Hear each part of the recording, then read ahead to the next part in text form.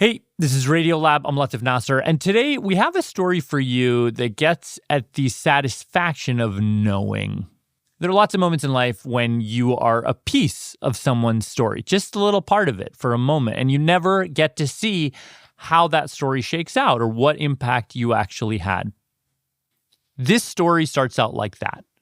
A family puts something out into the void, something very meaningful to them, without any expectation that they will ever hear back about it. But then they decide, actually, wait a second, we do want to know what came out of that. And so they go on a quest to find out. It's an episode we originally released in 2015, and we've got a little update for you at the end. I should say at the top, this episode discusses medical issues with a pregnancy, if that is a sensitive topic for you. Either way, I think it's one of the most profound episodes we've ever put out at this show. Here it is, Gray's donation. Yeah, wait, you're listening? Okay. All right. Okay. All right. You're listening to Radiolab.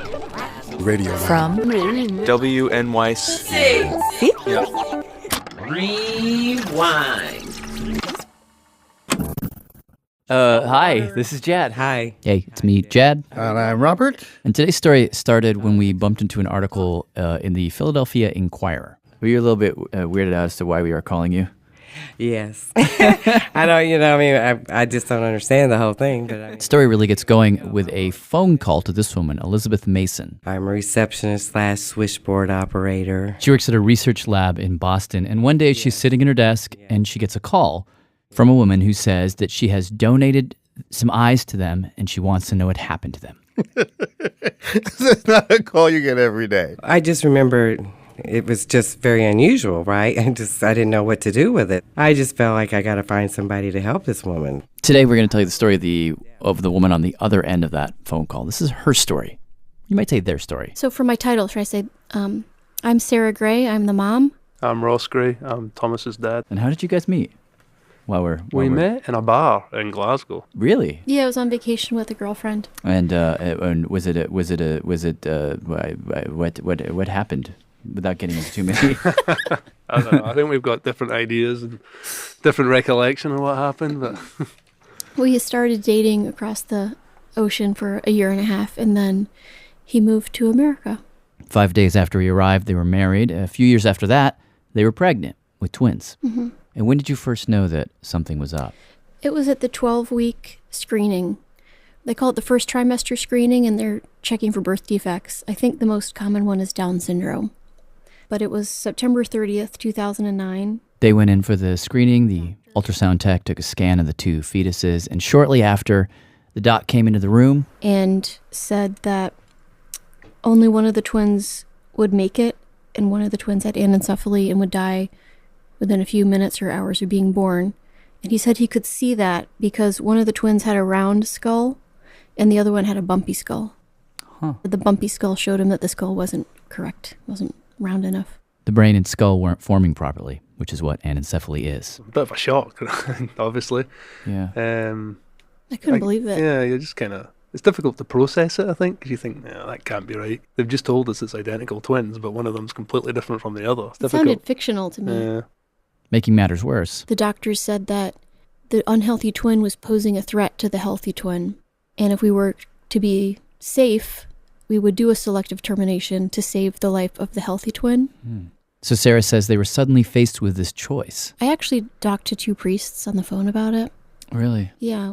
Her family's Catholic. She was raised Catholic. I don't know. I guess I wanted to see what their take was on this. Yeah. This is probably not the direction we want to go to for this radio story, but No, I mean, I'm suddenly interested in. basically what I was saying is, would you come and do a blessing over the selective termination? And what they say. One priest said, no, he just said he wouldn't do a blessing over a selective termination. And then the other priest said that because of a Thomas Aquinas rule of, like, I think it was called double account or something, basically like the rule that if a train is coming and you want to save the life of someone on the train tracks and you shoot the driver, that's the right thing to do. After looking it up, it's actually called the doctrine of double effect, and she's basically right Maybe not the part about shooting the driver, but the overall idea is that if you're trying to do good, and on the way to doing good, you must inadvertently do some harm, it's okay in certain circumstances as long as your intentions are good. Anyway, the priest said because you're doing this with the intent of saving the healthy twin, that he would be there and he would do a blessing. Fast forward a few weeks. We'd booked a hotel and we'd packed our bags, and the night before was really terrible for both of us because, I don't know, we had seen him on the screen and we sort of were attached to this little kid. Next day, they go in for the procedure. We go into the room and the doctor puts the sonogram on me and start getting ready, and he said, your placenta has moved since the last time you were here, and the location where it is right now, I don't think we should do this. He said, if I nick it, if I even just nick it a little bit, like, you're going to bleed uncontrollably, and this is not safe to do. He said that he wouldn't do it on his wife either. What was that like to be on the table? You've gone to relief. Was it relief? Really? Yeah, it was a relief. Yeah, oh my God, we got in the elevator, we just hugged, and we're like, oh. I think the decision's taken out of your hands, so It's not our fault. But then your healthy twin is more at risk, maybe. Yes. Yeah. It was like a nail biter for the rest of the 6 months. And according to Ross, those 6 months were deeply strange. Just buying one of everything when you know there's two babies coming, and we knew we were going to be having a funeral as well. So I called the the funeral director and told him, we're going to be having a funeral, and like, well, when was the death? I'm like, well, I don't know. The guy's not even born yet, but I know. That's very weird. All right, so they get to the day of March 23rd. 23rd. Okay, 2010. 10:30 a.m. Thomas came out first, and he's the sick one that had anencephaly. Yeah. And then a minute later, Callum came out. And I wasn't sure if Thomas was going to be born alive. I sort of expected him to die within a few minutes, but... He was struggling at first when he came out. They didn't think he was going to last too long, but then he rallied, and he was doing pretty good. And then, oddly, it was then Callum, the healthy twin, who started to have some trouble at the beginning. And so he and Sarah went off to the infant ICU. And so Ross says in the delivery room... It was just me and Thomas for quite a while, actually. We were just sitting together. What was that like, Ross? It was he was cute, it was like a brand new baby, they cry, but he was like grabbing onto my finger and, I don't know, doing the kind of things that babies do, There's nothing you can do but just kind of give him a cuddle, and try and stop him crying and cheer him up. I remember coming to the recovery room and Ross had this little bundle in his arms, and I said, who's that? And he said, Thomas. And I said, he's alive? And I'm like, oh, let me hold him. And so I held him, and yeah, he was cute. Like, he breastfed, and we could feed him with the bottle. They ended up taking him home? I hadn't really planned on that. Like, we didn't have another car seat. We just didn't think of that. And I remember thinking, like, what if he's going to beat the odds? Like, do we need to arrange daycare? And, like, we hadn't thought of that. He seems all right. He could hang in here for a while, But then soon after, Thomas started having seizures, started having trouble breathing, stopped eating. And at the time, I remember thinking, like, come on, little guy, like, just eat some more. Like, if you eat some more, then you'll be stronger. I was like, just eat. Well, so how long did Thomas live in the end? 6 days. 6 days. He died in Ross's arms, and he was surrounded by all of the people that loved him.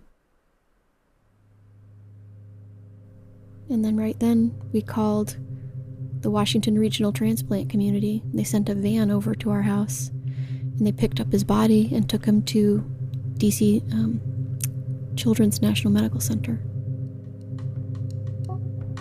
Okay, so this is where the story really gets going, I guess. So yeah. How did that idea of donating his organs come into your head? Did you see an article in the paper, a newspaper article or something? Yeah, my mom saw an article about a baby who had anencephaly who donated liver cells.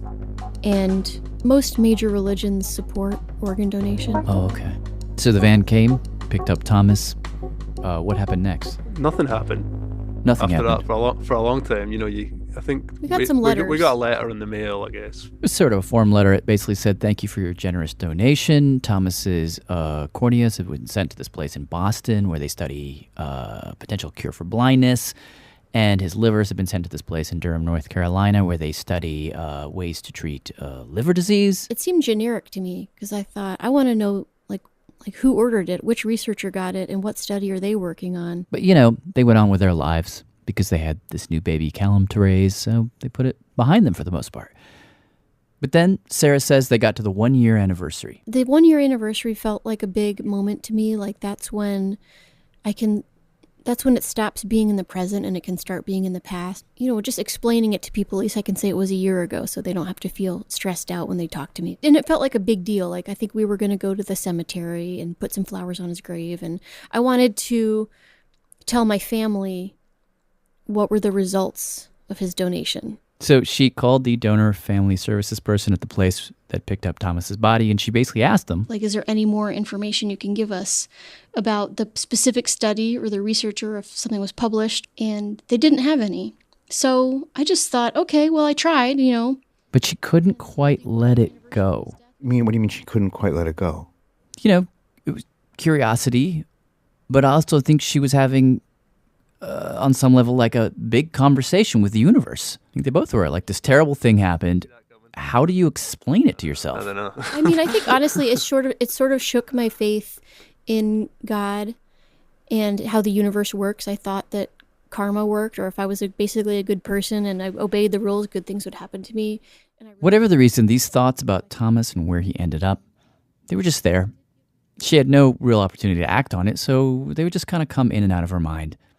But then around the 2-year anniversary, so this is now a year later, I had a business trip to Boston, and I was exhibiting at a conference at Heinz Convention Center. And I Googled it, and I saw that Skypen's Eye Research Institute was just a few miles away. That's where Thomas's corneas had been sent. Lunch break. That's exactly what I did. I called Skypen's, and I said, I donated my son's eyes to this lab a couple years ago, and I'm here in town. Is there any chance I can come by for a tour for like 10 minutes? That must have been a weird phone call. Yes. Yes. Yeah, that was like a waker-upper.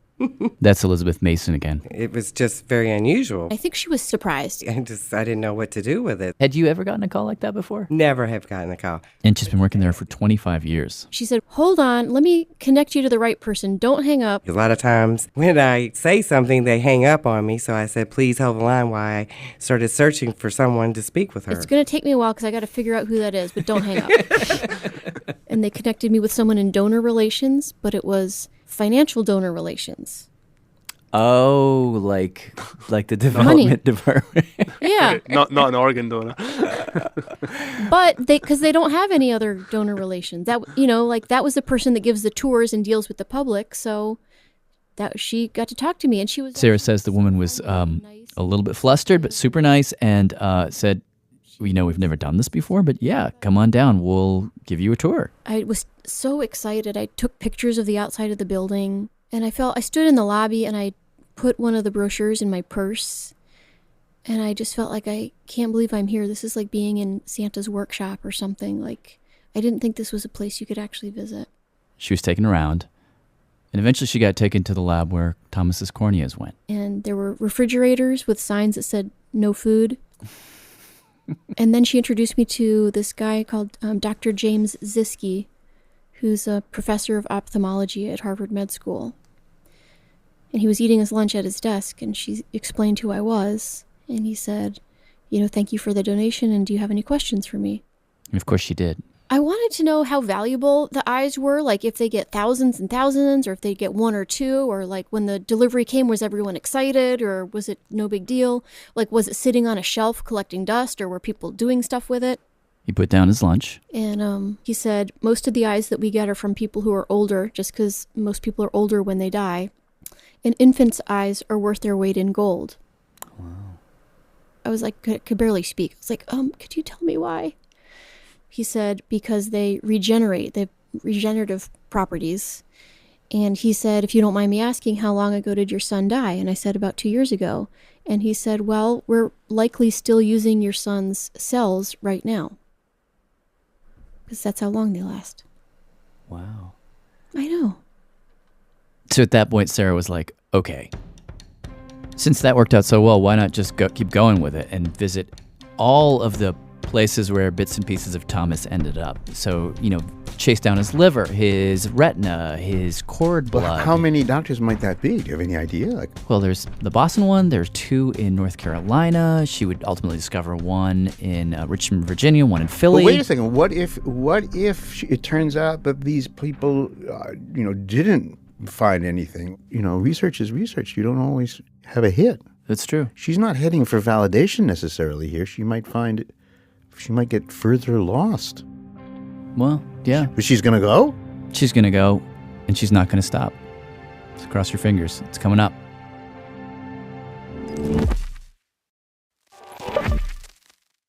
Hey, I'm Jad Abumrad. I'm Robert Krulwich. This is Where Radiolab. are we at this point? Okay, yeah. So Sarah Gray, when we left her, she was standing in a research office in Boston and Right. feeling good. Yeah. She's gotten this rose of a success. And so after that, her and Ross get in a car and head down south To Durham, North Carolina. to track down Thomas's liver and a bit of his blood. Cord blood. Because it turns out that in the delivery room, right after both twins were born, nurses had withdrawn a little bit of cord blood from both twins, sent it off to Duke, where researchers were studying the disease that killed Thomas, anencephaly. Mm-hmm. She says they walked in. We met the study coordinator, this guy who worked on the Human Genome Project, a grad student. They met all these different researchers who all seemed really excited about her twins' blood samples. I think it was just weird that one of them had anencephaly and one of them didn't, and they were genetically identical. Yeah, so it's a good control study for them to compare. After they all took the tour, one of the researchers even told them that they had compared Thomas's blood to Callum's. And they found there were 1,000 differences in epigenetics between both twins. Huh. They're called epigenetic differences. I think their genes are the same, but the things that control the genes were different. That's so interesting. So they began identical, but then somehow in utero, 1,000 little changes crept up between them. Yes. Yeah. Yeah. It's possible that a few of those changes might one day explain the disease. In fact, I even asked the grad student who worked on it most closely, Deirdre Krupp, I said, were you surprised by what you saw? And she said, for me to be surprised, that implies that I knew what to expect. She said, we're just at the beginning of this trying to learn about this. So that's 2 roses. This is amazing. Yeah, visit 2 sort of kicked butt. She's on a roll here. So after visit 2, they got in the car, drove down the street to this place called Cytonet, which is where Thomas's liver ended up. Basically, Cytonet will take a solid liver and they liquefy it, and then they inject the liquid liver into a baby that's waiting on a liver transplant as a bridge therapy. Liquid liver. Liver in a tube. Yeah. They went in, again, got a tour. Refrigerators, petri dishes. The whole thing. The researchers then tell her that they had a little issue with Thomas's liver. His liver was bruised when they got it, so they couldn't inject it into a baby. But then they told her that they were able to use it in an experiment. To determine what was the best temperature to freeze infant liver cells, which is negative 150 degrees Celsius, as you already know. Common knowledge. Okay, half a rose there. Half a rose. Yeah. And she says at one point, as they were being walked around the place, We walked through the break room, and someone had taken a picture of Thomas that we had handed out, and they took the photograph and they taped it up in the break room with a little sign that they wrote on it saying Thomas Gray was a donor here March 29th, 2010. And I was so excited to see that because I thought they're just as curious about us as we are about them. Like, I always wonder what kind of person goes to work and opens up a box with a liver in it. And they're probably wondering what kind of person takes their loved one's liver and puts it in a box and mails it over here. So my name is Arupa Ganguly. I'm a professor in the Department of Genetics at University of Pennsylvania School of Medicine. now, Arupa Ganguly, just to switch to her for a second, she studies a kind of cancer of the eye called retinal blastoma, which happens almost exclusively in children. And at this point, she doesn't know Sarah. She has no concept of this whole search that's happening. She is just studying eyes. Where are we, by the way? Philadelphia. Now, she studies tumors, but she also needs healthy retinas in order to do her work. Now, you can imagine that getting a normal retina is not a very easy task, because why would you get a normal retina from a baby? I must tell you that if and when an eyeball comes, it is not a pleasant experience, right? Because for a moment you have to think the origin, the sources of this eyeball. And it's sad. In every possible setting, it's sad. Sad and frustrating, she says. Because only when a normal child dies, that's when I can get this retina. So it's a horrible setup in my mind. So she says often when the retinas arrive, which happens maybe once a year, and you pull them out of their packaging, You right away, you feel like maybe you're trading on other people's misery. And I mean, it's so bad when a child dies, but I am asking for his or her retina. Yeah. In a way, I had this sense of guilt in my head. Now, Rupa had never spoken to a parent of any of her samples. So when she got that email, and she was sitting at her computer and she read the email from the company that provided her the sample saying the mother of this sample wants to get in contact with you. I paused, I stopped, and doing what I was doing. And I thought, why does the mother want to talk to me? That was my first question. So I did not reply right away. But after my conversation with the lab, I took, I think, one day to compose a letter, and I sent it back to Sarah Gray. And they ended up eventually talking on the phone. I told her, I think, at the very onset that, Sarah, you have to understand that I feel awful. She said she felt kind of guilty because she wished for this sample. Like almost by wishing for it, she had made it happen. She said, Arupa, you should not feel bad about it. If you didn't use my son's retina, I would have buried it in the ground. Like, you're the only one that wanted it. Bad things happen to children.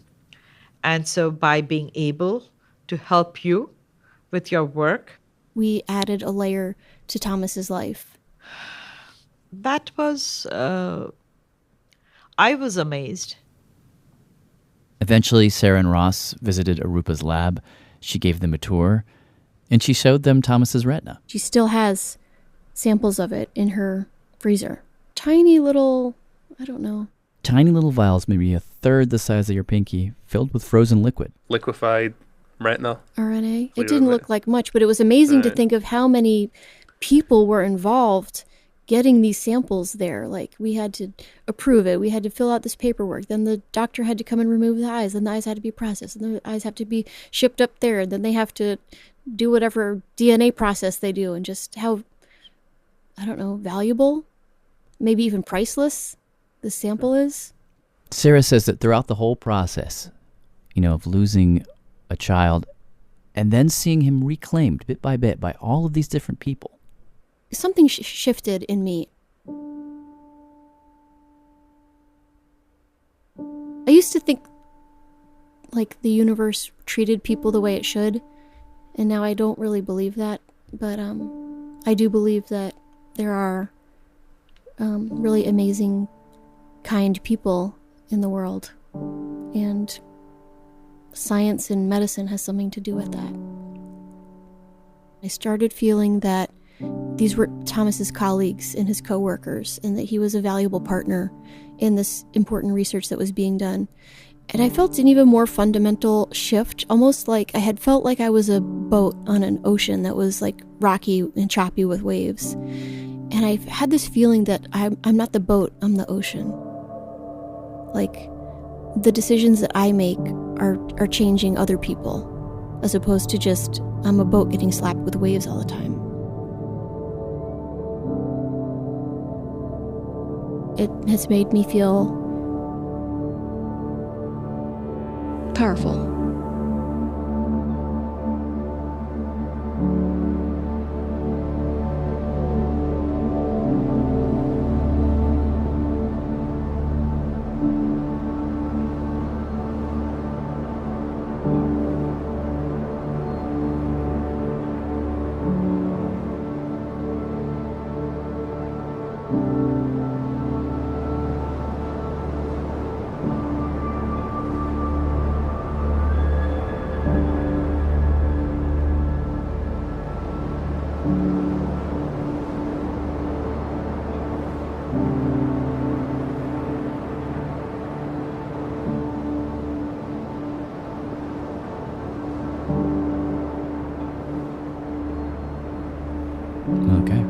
like to thank the Philadelphia Inquirer for getting us going on this.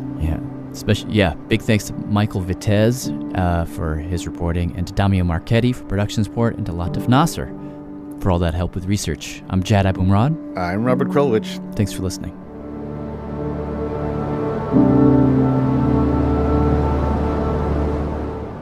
About a year after we originally aired this episode, Sarah Gray published a book with Harper One called A Life Everlasting, The Extraordinary Story of One Boy's Gift to Medical Science. It's a memoir that dives into the world of organ donation and medical science with a different perspective on the afterlife. Sarah's also been up to all sorts of other stuff, too. She actually stayed in touch with the scientist that was working on eye cancer in the episode, Dr. Arupa Ganguly, and they became friends. And as a result of knowing her, Sarah actually wrote a nerdy rap song about Dr. Ganguly's role in a Supreme Court case. And then she performed that rap song live at, I didn't even know these existed, an NIH talent show. Sarah also published a beautiful short story about shame called The Lacemaker Fairy Tale. Right now, she's working on a script for a movie as well as an album. You can find links to her book and her short story at our website, radiolab.org. Hi, I'm Gabby. I'm from San Francisco, and here are the staff credits. Radiolab is hosted by Lulu Miller and Latif Nasser. Soren Wheeler is our executive editor. Sarah Sandbach is our executive director. Our managing editor is Pat Walters. Dylan Keefe is our director of sound design. Our staff includes Jeremy Bloom, W. Harry Fortuna, David Gable, Maria Paz Gutierrez, Sindhu Nainasambandan, Matt Keelty, Mona McGawker, Annie McEwen, Alex Neeson, Sarah Kari, Rebecca Rand, Anissa Vitze, Arian Wack, Molly Webster, and Jessica Young, with help from Gabby Santis. Our fact-checkers are Diane Kelly, Emily Krieger, Natalie Middleton, Angeli Mercado, and Sophie Semai. Leadership support for Radiolab's science programming is provided by the Simons Foundation and the John Templeton Foundation. Foundational support for Radiolab was provided by the Alfred P. Sloan Foundation.